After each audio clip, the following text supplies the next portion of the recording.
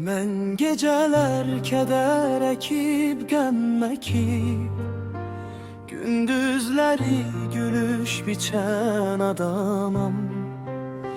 Nazlı yarın ayağına məs çəkib, dodağında şərab içən adamam.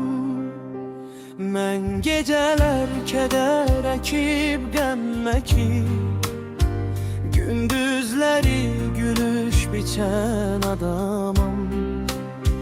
Nazlı yarın ayağına məs çəkib, dodağında şərab içən adamam.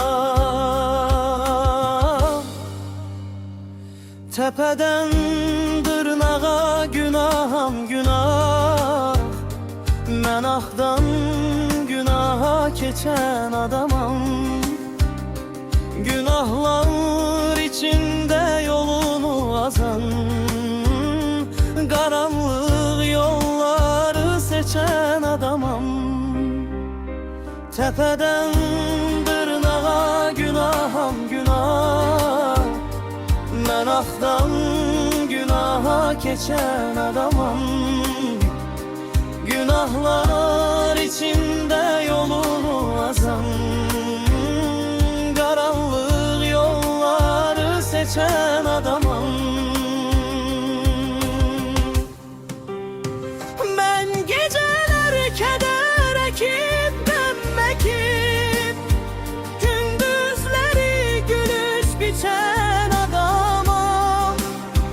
Nazlı yarın ayağına məs çəkib, dodağında şərab içən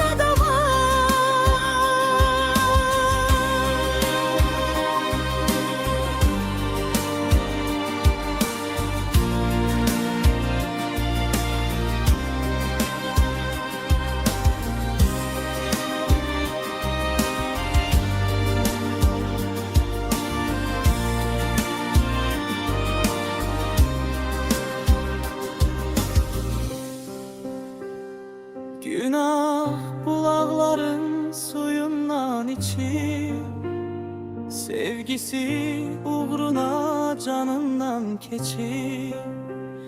Min sevab içindən bir günah seçib, ürəkdən ürəyə köçən adamam. Mən gecələr kədər